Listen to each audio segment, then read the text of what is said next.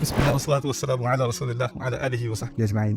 آج ہم پچھلے سیکشن کو مکمل کرنے کے لیے ایک چھوٹی سی چیز کا اضافہ کریں گے اور پھر آگے چلیں گے۔ آج کا section it's really beautiful, very exciting. اللہ تعالیٰ کے لیے ہم کا لفظ استعمال ہوا ہے قرآن میں، آپ کو معلوم ہوگا۔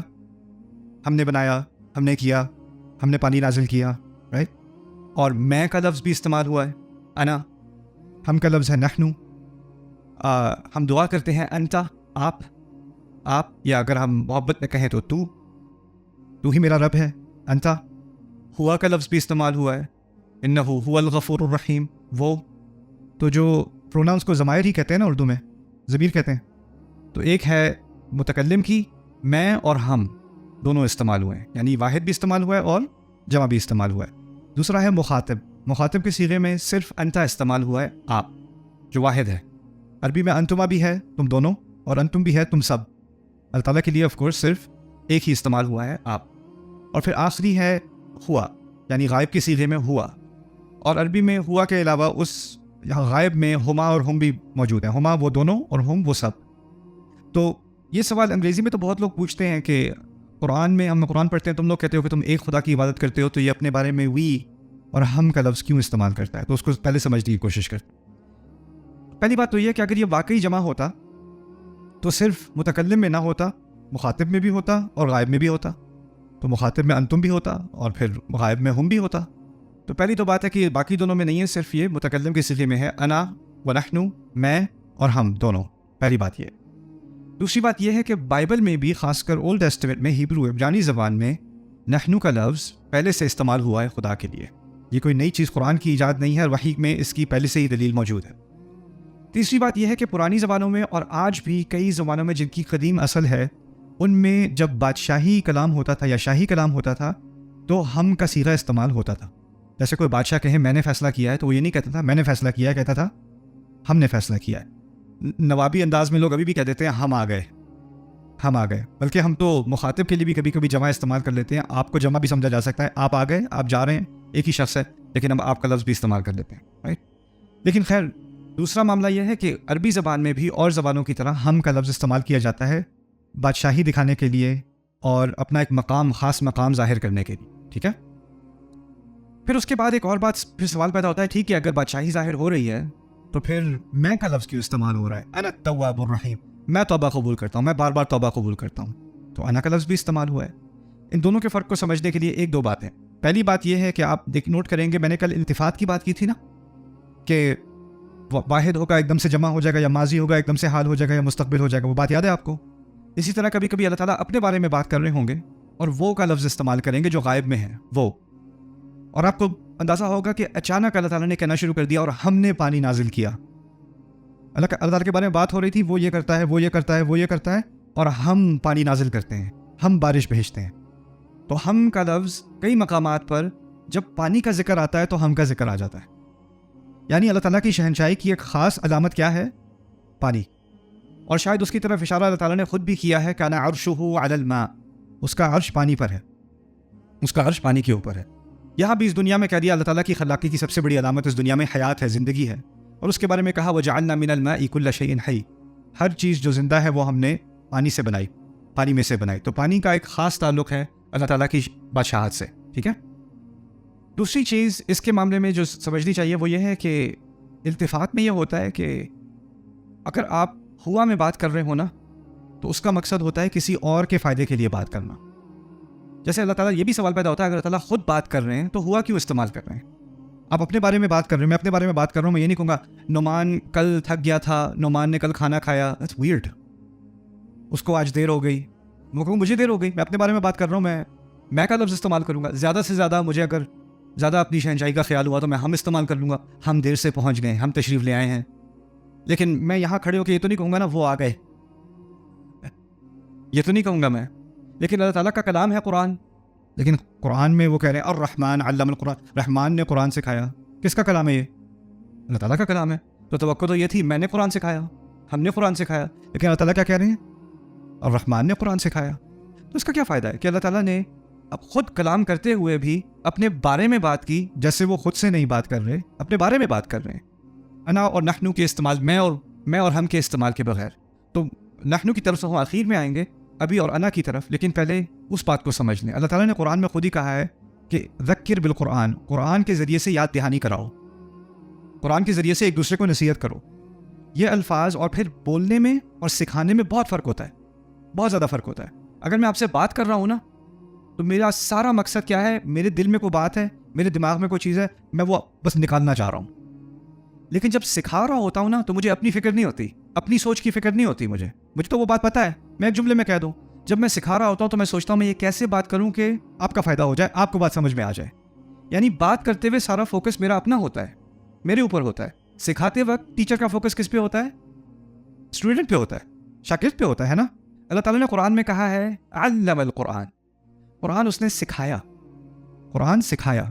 سکھانے میں سارا فوکس، اسلوب کلام، کیسے بات کی جائے، کیا مثال دی جائے، جملے کو کیسے بولا جائے، پہلے کیا بات کی جائے، بعد میں کیا بات کی جائے۔ کریکولم ہوتا ہے نا، یہ کریکولم کا لحاظ کون کرتا ہے؟ استاد، جو پڑھا رہا ہوتا ہے۔ اللہ تعالیٰ معلم ہے قرآن میں، علم القرآن۔ تو اس نے جو بات کی ہمارے رب نے ہوا کے صیغے میں، اور پھر کہا یہ میں تمہیں اس لیے سکھا رہا ہوں کہ اس کے ذریعے سے تم اوروں کو یاد دہانی کراؤ۔ تو فرض کریں کوئی بہت ہی مایوس ہے، مجھ سے اتنی بڑی غلطی ہو گئی ہے، اللہ مجھے کبھی معاف نہیں کرے گا، اللہ مجھے کبھی معاف نہیں کرے گا۔ آپ اس کے پاس جا کے اس کے کندھے پہ ہاتھ رکھ کے کہو کوئی بات نہیں، انا غفور الرحیم، میں معاف کرنے والا ہوں۔ لیکن آپ کو کوٹ کرنا پڑے گا، اللہ تعالیٰ کہتے ہیں کوٹ میں معاف کرنے والا ہوں، لیکن اب اللہ تعالیٰ نے کیا آسان کر دیا؟ واللہ غفور الرحیم، اللہ معاف کرنے والا ہے۔ یعنی آپ نے وہ آیت وہاں سے لی اور بغیر کوٹ میں ڈالے، بغیر اس کے ساتھ کوئی تبدیلی لائے، فوراً ایسے ہی سامنے رکھ دی اور کہہ دیا دیکھو یاد رکھنا واللہ غفور الرحیم، ٹھیک ہے نا۔ تو ایک دوسرے کو یاد دہانی کرانے کے لیے کئی مرتبہ اللہ تعالیٰ نے ایسا اسلوب اور ایسا محاورہ استعمال کیا ہے کہ میں اس کا ایسے فائدہ کر سکوں کہ اس کو کوٹ میں ڈالنے کے بجائے وہ میری زبان سے ایسے ہی نکل آئے، وہ میری بات کا حصہ بن جائے اور اس کا کسی کو فوراً فائدہ ہو جائے۔ شاید اسی بات کی طرف اشارہ ہے اس الفاظ میں، وَلَقَدْ يَسَّرْنَا الْقُرْآنَ لِلذِّكْرِ، ہم نے قرآن تذکیر کے لیے، یاد رکھنے کے لیے، یاد کرانے کے لیے، ذکر کرنے کے لیے، کسی کی یاد دہانی کرانے کے لیے آسان کر دیا۔ وَلَقَدْ يَسَّرْنَا الْقُرْآنَ لِلذِّكْرِ۔ اچھا، پھر اب آتے ہیں، یہ سوال پھر آخری پیدا ہوتا ہے کہ پھر نحنو اور انا میں کیا فرق ہے قرآن میں؟ نحنو تو استعمال کیا میں نے کہا بادشاہت دکھانے کے لیے، تو پھر انا کیوں استعمال کیا؟ انا استعمال ہوتا ہے دو مقامات پر۔ آپ کہیں بھی قرآن میں انا دیکھیں گے نا، میں، تو آپ کو دو طرح کے سیاق ملیں گے، دو طرح کے کانٹیکسٹ آپ کو ملیں گے۔ ایک آپ کو ملے گا کہ اللہ تعالیٰ کی بہت ہی زیادہ محبت، بہت ہی زیادہ رحمت، بہت ہی خاص اہتمام، وہاں پر آپ کو انا مل جائے گا، ٹھیک ہے۔ جیسے فرض کریں اللہ تعالیٰ نے سورۃ الفرقان میں بہت بڑے بڑے گناہوں کا ذکر کیا ہے، اور مقامات پر بھی۔ جب وہاں بڑے بڑے مقامات کا ذکر کیا ہے اور کہا ہے کہ زنا نہیں کرتے اور قتل نہیں کرتے، یا لا يقتلون النفس التي حرم الله ولا يقتلون النفس التي حرم الله الا بالحق ولا يزنون ومن يفعل ذلك يلقى اثاما، جس نے یہ کچھ کیا اس کے اوپر تو بہت بڑی پینلٹی آئے گی، يضاعف له العذاب يوم القيامة، اس کے اوپر تو عذاب جو ہے وہ کئی گنا زیادہ بڑھایا چلا جائے گا، ويخلد فيه مهانا، اور اس عذاب میں وہ رہے گا اہانت کے ساتھ۔ اور پھر اس کے بعد کہا الا من تاب وآمن وعمل عملا صالحا فَأُولَئِكَ يُبَدِّلُ اللَّهُ سَيِّئَاتِهِمْ حَسَنَاتٍ وَكَانَ اللَّهُ غَفُورًا رَحِيمًا، رائٹ؟ کہ اس کے بعد اگر اللہ نے اس سوائے ان لوگوں کے جنہوں نے توبہ کی اور اپنا ایمان کو دوبارہ بحال کیا، ان کی توبہ اللہ تعالیٰ قبول کرے گا۔ اور مقامات پر جب توبہ کے بارے میں بات کرتے ہیں نا، اللہ تعالیٰ وہ نہیں کہتے ہم توبہ قبول کرنے والے، وہ توبہ قبول کرنے والے، یہ نہیں کہتے هو التواب الرحیم، کیا کہتے ہیں؟ انا التواب الرحیم، انا التواب فاولئک اتوب علیہم، میں ان کی توبہ قبول کروں گا، میں ہوں بار بار توبہ قبول کرنے والا۔ تو توبہ کا ایک خاص تعلق ہے نہ ہوا کے ساتھ، نہ نحنو کے ساتھ، انا کے ساتھ۔ اللہ تعالیٰ کی ذات میں انا کے ساتھ توبہ کا تعلق ہے۔ کیوں؟ اور توبہ کا اور مغفرت کا فرق کیا ہے؟ اللہ نے توبہ قبول کر لی، اس کا مطلب ہے اللہ نے کیا کیا؟ معاف کر دیا۔ لیکن توبہ کے بارے میں اللہ نے کہا ہے فَأُولَئِكَ يُبَدِّلُ اللَّهُ سَيِّئَاتِهِمْ حَسَنَاتٍ۔ مغفرت کہتے ہیں، اصل میں مغفرہ کا لفظ عربی میں مغفر سے نکلا ہے۔ مغفر ہیلمٹ کو کہتے ہیں، جو فوجی نہیں پہنتے پرانے زمانے میں اپنے سر کی حفاظت کے لیے، اس کو مغفر کہا جاتا ہے۔ غفار عربی میں، پرانی عربی میں عورتوں کی چادر کو بھی غفار کہتے تھے کیونکہ وہ ڈھکتی ہے۔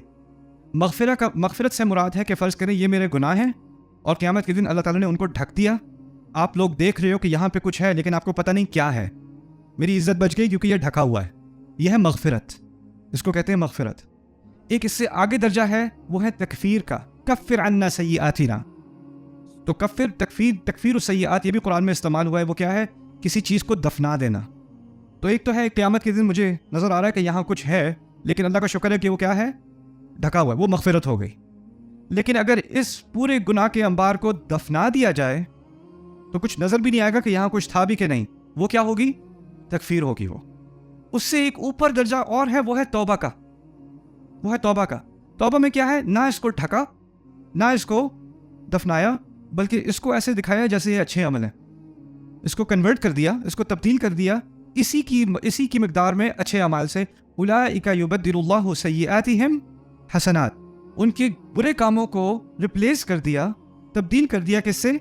अच्छे अमाल से। किसी के पहाड़ों के साइज़ के गुनाह थे, अब उसने सही से तौबा की तो पहाड़ों के साइज़ का क्या बन गया? अच्छे अमाल। तो ये एक बहुत ही अजीम मोहब्बत है अल्लाह ताला की तरफ से जो तौबा के साथ लगी हुई है। और इसीलिए जब तौबा का जिक्र आता है ख़ास, तो आपको बार बार कई मकामात पर मिलेगा कि नहनु इस्तेमाल नहीं हुआ इस्तेमाल नहीं हुआ, क्या हुआ? अना इस्तेमाल हुआ। तो ये ख़ास मोहब्बत का एक मजहर है अल्लाह ताला की। इसी तरह जब अल्लाह ताला को ख़ास गुस्सा आता है, ख़ास गुस्सा, तो फिर शहनशाही कलाम में एक फॉर्मेलिटी होती है ना। अगर आप कोई हम से बात कर रहा हो, कोई बादशाह हम से बात कर रहा हो, तो वो फॉर्मल एड्रेस है। उसका बच्चा आ जाए, बादशाह का बच्चा आ जाए उसके पास भागता हुआ, तो बच्चे से नहीं कहेगा कि हमारे साथ बैठिए, आजा बेटा, क्या कहेगा? मेरे साथ बैठ जा। कोई और जनरल अंदर आएगा, हाँ क्या बताने आए हो हमें, नहीं कहेगा क्या बताने आए हो मुझे, कहेगा क्या बताने आए हो हमें। और इससे क्या कहेगा? आ जाओ, किसके साथ बैठ जाओ? मेरे साथ। हमारे साथ नहीं कहेगा, मेरे साथ कहेगा। क्या फ़र्क है? वहाँ फॉर्मेलिटी है और यहाँ पर मोहब्बत है, फ़र्क है ना। अल्लाह ताला ने जब मोहब्बत से बात की, ख़ास मोहब्बत से, तो क्या लफ्ज़ इस्तेमाल किया? आना। ठीक है ना। अच्छा, दूसरा, अगर वो जर्नेल जो अंदर आए वो आके कोई ऐसी चीज़ गुस्ताखी कर दे, तो मुझसे ऐसे बात करोगे? एकदम से हमसे क्या हुआ? मैं में या तो फॉर्मेलिटी ख़त्म, अब फॉर्मेलिटी ख़त्म, या तो शदीद मोहब्बत या शदीद गुस्सा। तो अल्लाह ताला का शदीद गुस्सा भी कभी कभार अना से आता है, अना से ज़ाहिर होता है। उसकी एक मिसाल समझ लें सूरतुल माइदा की। और वो अल्लाह ताला ने जो आयात नाजिल की हैं ईसा अलैहिस्सलाम के बारे में, या सूरत निसा में है शायद, ईसा अलैहिस्सलाम के बारे में। ईसा अलैहिस्सलाम की इस वाक़े को समझने के लिए पहले एक कुरान का कायदा समझ लें। अल्लाह ताला ने हर कौम पर जब रसूल भेजा ना, तो कई मिसालें ऐसी हैं कि रसूल भी भेजा, और जब रसूल की बात नहीं मानी गई, बहुत अरसा नहीं मानी गई, तो आखिरी मरहला, अजाब से पहले एक आखिरी मरहला ये था कि उस कौम को एक मौजज़ा दिखाया गया। आखिरी मराहिल में से उसको एक मौजज़ा दिखाया गया। जब एक दफ़ा मौजज़ा दिखा दिया पूरी कौम को, और फिर भी उन्होंने उस मौजज़े का इनकार किया, अगर उन्होंने इनकार किया तो अब वो अल्लाह ताला के अजाब के मुस्तहिक हो गए। ये समझने की ज़रूरत बहुत है, क्योंकि जब कोई आके रसूल होने का दावा किया करता था ना, तो लोग कहते थे हम कैसे मान लें तुम अल्लाह के रसूल हो। ऐसे को खड़ा होकर कहते अल्लाह मुझसे बात करता है, फरिश्ते मेरे पास आते हैं, मैं क्यों मान लूँ? पागल हूँ मैं? क्या सबूत है तुम्हारे पास? तो पहले तो उनकी दावत जो है वो माकूल थी, समझ में आने वाली बात थी। लेकिन आखिरी मरहले में आके लोग ये कहते थे अच्छा चलो मान भी ले, तो क्यों माने, क्या दलील है तुम्हारे पास? तो कई मकामात पर अल्लाह ताला ने फिर कोई मौजज़ा भेजा, जैसे सालेह अलैहिस्सलाम के लिए मौजज़ा भेजा और मूसा अलैहिस्सलाम के लिए भेजा। ये जब मौजज़ात भेजे, एक दफ़ा मौजज़ा दिखा दिया जाए, उसके बाद अब इनकार करने का कोई बहाना रहा कि नहीं? अब नहीं रहा। पहले तो अगर कोई बहाना हो सकता था, वैसे भी बहाना नहीं था, वो भी कुरान ने बाद में आगे जाके समझाया है। लेकिन एक दफ़ा तुमने एक मुतालबा किया कि अगर ये दिखा दो कि तो मैं मान लूँगा। अब वो अल्लाह ताला की तरफ से नहीं आया, वो तुम्हारी डिमांड थी, तुमने मुतालबा किया था और तुम्हारी मुतालबे का जवाब दे दिया, दिखा दिया तुम्हें कुछ। एक दफ़ा दिखा दिया तो अब तुम्हारी शामत आनी है अगर नहीं माना इसके बाद। ये बात समझ में आ रही है? अच्छा, बनु इसराइल एक ख़ास कौम है, और इस कौम को अल्लाह ताला ने एक मौजज़ा नहीं दिया, कई सैकड़ों मौजज़े दिए। कभी बादल उनका पीछा कर रहे हैं, कभी चट्टान में से पानी निकल रहा है, कभी पानी खुल रहा है और उसमें से गुजर रहे हैं। मूसा अलैहिस्सलाम की लाठी को सांप बनते देखा है, उनके हाथ को सफ़ेद होते देखा है। कभी को मुर्दा है उसको ज़िंदा कर दिया अल्लाह ताला ने कि वो गवाही दे कि मुझे कत्ल किसने किया है। एक नहीं, कई मौजज़ात, और एक ही नबी के हाथ नहीं, कई अंबिया के हाथ, मौजज़े के बाद मौजज़े के बाद मौजज़े के बाद मौजज़ा। लेकिन उनके अंदर फिस्क और फुसूक बरकरार रहा। अल्लाह ताला ने आखिरी जो नबी भेजा ना बनी इसराइल के लिए ख़ास, पूरे सिलसिले की इंतहा में, वो कौन है? ईसा अलैहिस्सलाम। और बनी इसराइल की अक्सरियत ने उनका भी इनकार किया, बल्कि ये भी नहीं कि बाकी अंबिया के साथ कुछ करते थे, मानते थे और फिर उन्हें तंग करते थे, मानते हुए नहीं मानते थे। लिमा तुज़ूननी वक़द तअलमूना अन्नी रसूलुल्लाहि इलैकुम, मुझे तकलीफ क्यों दे रहे हो ये जानने के बावजूद कि मैं अल्लाह का रसूल हूँ। मानते हो कि मैं अल्लाह का रसूल हूँ, फिर भी मुझे तकलीफ दे रहे हो। ये मूसा कहते थे अलैहिस्सलाम। کہ یقتلون النبی، اللہ تعالیٰ کہتے ہیں یقتلون النبیین بغیر الحق، نبیوں کا قتل کرتے ہیں بغیر کسی حق کے، یعنی جانتے ہیں کہ نبی پھر بھی ان کا قتل کر دیتے. ایسے ایسے جرائم انہوں نے کیے. پھر اللہ نے آخری نبی جو ان پر بھیجا اس کو اتنے معجزات دیے ایک ہی وقت میں. وہ کون سے نبی ہیں؟ عیسیٰ علیہ السلام. پیدائش سے لے کے پورے کریئر میں معجزے کے بعد معجزے کے بعد معجزہ. اور ان کی اکثریت نے ان کا انکار کیا یا ان کو مانا؟ پورا انکار. یعنی نبی ایک تو ہے نا کہ نبی مان کے پھر ان کے ساتھ نفاق کیا، یہ ایسی بات نہیں، ان کا انکار کیا، باقاعدہ کفر کیا ان کا. اور بہت تھوڑے لوگ رہ گئے عیسیٰ علیہ السلام کے بعد ان کی بات ماننے والے. ان کو ہم حواریون کہتے ہیں. حواریون. اچھا یہ حواریون جو ہیں یہ تھوڑے سے رہ گئے تھے اور عیسیٰ علیہ السلام ان کے ساتھ تھے، تو ان کو بس اب پتہ تھا کہ اب پروپیگنڈا ان کے خلاف بہت زیادہ پھیل چکا ہے، اب کوئی بھی لمحہ ہے کہ فوجی اندر آئیں گے اور ہم سب کو قتل کر دیں گے. جب اتنے سیریس سچویشن میں وہ تھے تو اپنے دل کی تسلی کے لیے انہوں نے اللہ تعالیٰ عیسیٰ علیہ السلام سے ایک مطالبہ کیا، ایک درخواست کی، اور کہا ایسا ہو سکتا ہے کہ آپ ہمیں آسمان سے کھانا بھجوا دیں، مائدۃ من السماء. تو کیوں بھیج دیں کہ ہمیں کچھ خوشی کا ایک اللہ تعالیٰ کی طرف سے ایک علامت آ گئی کہ ہماری یہ قربانی اور آپ کے ساتھ جو ہم نے وفاداری دکھائی ہے یہ اللہ تعالیٰ کو قبول ہے. اور یہ ایک ہو سکتا ہے کہ جنت کا تھوڑا سا ذائقہ پہلے مل جائے، کہ جنت تو آئے گی لیکن ابھی تھوڑا سا پریویو مل گیا ہمیں نا. تو انہوں نے درخواست کی عیسیٰ علیہ السلام سے. عیسیٰ علیہ السلام کی یہ درخواست، وہ بھی ڈر گئے کہ کیا مانگ رہے ہو، کیا مانگ رہے ہو. کیوں کہہ رہے تھے؟ دو باتیں ہیں. ایک ہے کہ پہلی بات کہ جو معجزے مانگنے کی عادت ہے وہ کس کی ہے؟ وہ کفار کی ہے، وہ کافروں کی عادت ہے. دوسرا وہ آخری نبی ہیں بنی اسرائیل کے، اور بنی اسرائیل کو کوئی ایک معجزہ دکھایا کہ سینکڑوں دکھائے ہیں؟ سینکڑوں. اور پھر عیسیٰ علیہ السلام خود کتنے معجزے دکھا چکے ہیں. تو لسٹ تو بہت لمبی، لیکن انہوں نے پوچھ لیا، کہہ دیا کہ دکھا دے جی. تو اللہ تعالیٰ نے درمیان میں اعتراض کر کے اللہ تعالیٰ نے خود اپنا کلام عیسیٰ علیہ السلام کو بھیجا ان کو بتانے کے لیے، اور کہا انی منزلھا الیکم، اب میں بھیج رہا ہوں جو تم نے مانگا میں بھیج رہا ہوں. لیکن اگر اس کے بعد کسی نے کفر کیا، اب الفاظ سننا، فانی، بے شک میں، ہم نہیں، میں نے میں کے بارے میں کیا کہا تھا؟ یا تو شدید غصہ یا شدید محبت. اب سننا، انی، بے شک میں، اعذبہ، میں ایسا عذاب دوں گا اسے، عذاباً یہ توکید کے لیے لایا گیا، میں ایسا شدید عذاب دوں گا اسے، لا اعذبہ، جیسا عذاب میں نے احدا من العالمین، کسی ایک کو تمام جہانوں میں، تمام اقوام میں، تمام تاریخ میں، تمام انسانیت میں کبھی کسی کو ایسا عذاب نہیں دیا ہوگا. ایسا عذاب میں اسے دوں گا. انی اعذبہ عذابا لا اعذبہ احدا من العالمین. سبحان اللہ. یہ کیوں؟ کیونکہ انہوں نے کیا مانگا؟ معجزہ. پھر یہ نہیں کہا کہ معجزہ مانگا تو عذاب ملے گا. اگر اس معجزے کے بعد کفر کیا تو بس پھر دیکھ لو. یہ ہے مائدہ کے بارے میں بات. اب کرسچینٹی میں، عیسائیت میں اس کو دا لاسٹ سپر، یعنی آخری کھانا، آخری ڈنر، اس کی پوری پینٹنگز ہوتی ہیں اور اس کو سیلیبریٹ کیا جاتا ہے، لیکن اس میں یہ بات نہیں بتائی جاتی کہ یہ آیات. وہ تو سپر لگتا ہے کہ بڑی خوشی خوشی سارے بیٹھے ہوئے تھے، لیکن جو خبرداری کی تھی وہ قرآن نے جو باتیں عیسائیت بھول گئی، جو باتیں تورات بھول گئی یا بھلا دی گئیں، ان کی یاد دہانی دوبارہ کرائی ہے. تو قرآن نے اصل میں، قرآن کا بائبل کے ساتھ بہت گہرا تعلق ہے، بہت ہی گہرا تعلق. اور یہ اب اس صدی میں آ کے اس تعلق کو زیادہ صحیح طریقے سے سمجھا جا رہا ہے، اس پر بہت تحقیق ہونی شروع ہو گئی. وہ کیوں؟ کیونکہ قرآن اللہ تعالیٰ کی آخری کتاب ہے، اور اس کتاب کے مقاصد بھی، اس کا ایک مقصد یہ تھا کہ جو تحریفات پچھلی کتابوں میں کی گئی ان تحریفات کا جواب دینا. جو مغربی تہذیب ہے نا، انہوں نے بھی قرآن کا مطالعہ کیا ہے، اور وہ بائبل کو تو صدیوں سے جانتے ہیں ہم سے پہلے، لیکن بعد میں جب انہوں نے قرآن کا مطالعہ کیا تو ان کو بھی نظر آیا کہ قرآن بھی ابراہیم کی بات کر رہا ہے، بائبل میں بھی ابراہیم ہے. قرآن بھی نوح کی بات کر رہا ہے، بائبل میں بھی نوح ہے نا. تو انہوں نے اس پر پی ایچ ڈیز کی، پوری تحقیقیں کی، پورے کمپیریٹیو انالیسس کیے، ایک طرف اس کو رکھ کے ایک طرف اس کو رکھ کے. تو وہ کچھ نتائج پر پہنچے. مغربی علماء، غیر مسلم علماء کچھ نتائج پہ پہنچے.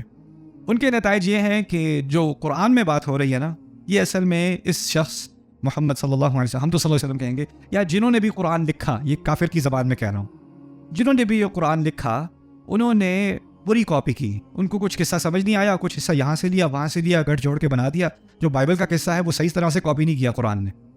کیونکہ قرآن کے ابراہیم کے واقعے میں اور بائبل کے ابراہیم کے واقعے میں فرق ہے کہ نہیں ہے؟ تو ان کے دماغ میں کیا ہے کہ تاریخی زیادہ صحیح ریکارڈ کس کا ہے؟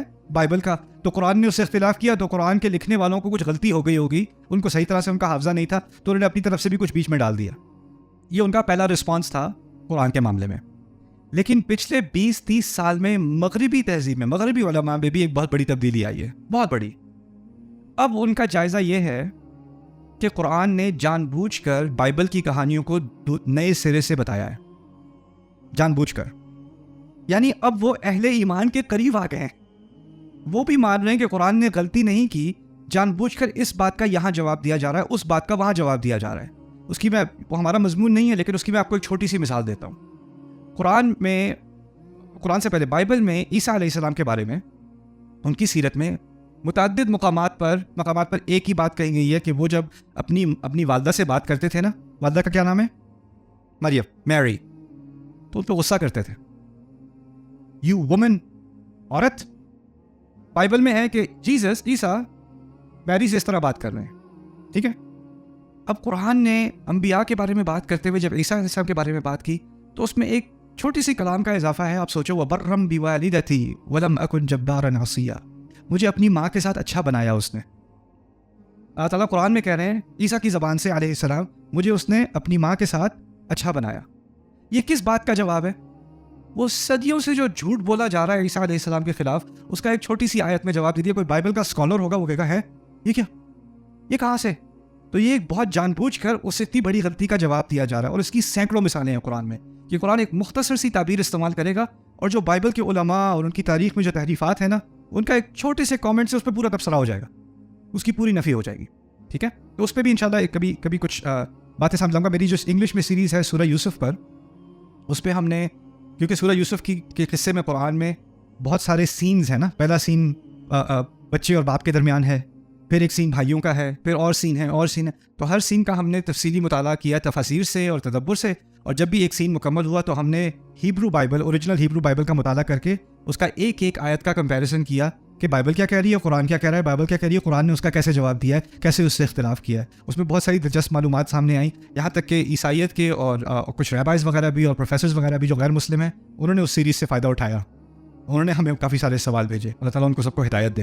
اوکے، آخری بات ہم کے بارے میں، تو اب میں کے بارے میں تو 2 باتیں سمجھ آ گئی ہیں نا، وہ 2 باتیں کیا تھیں؟ یا بہت شدید محبت یا بہت شدید غصہ، ٹھیک ہے؟